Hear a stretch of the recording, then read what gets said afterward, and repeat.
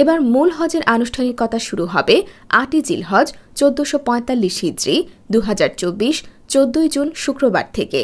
হজের ৫ দিনের ধারাবাহিক ৮ জিলহজ থেকে ১২ জিলহজ পর্যন্ত চলবে হজের কার্যক্রম ও আনুষ্ঠানিকতা। হজের ৫ কর্মদিবসে ৯টি কাজ করতে হয়, তার মধ্যে ৩টি ফরজ, ৬টি ওয়াজিব। ফরজগুলো হচ্ছে ১ ইরহাম বাঁধা, ২ আরাফাতের ময়দানে অবস্থান করা, ৩ তাওয়াফে জিয়ারা করা।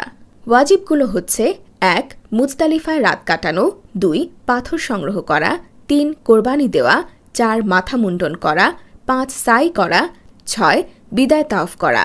হজের এই সকল আনুষ্ঠানিকতা পালন করলেই হজ সম্পূর্ণ হবে।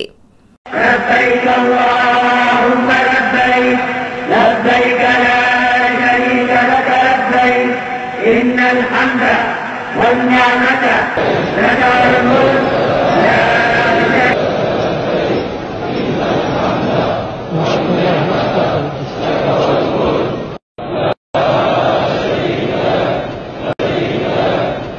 لبيك اللهم لبيك لبيك لا شريك لك لبيك إن الحمد والنعمة لك الملك لا شريك لك।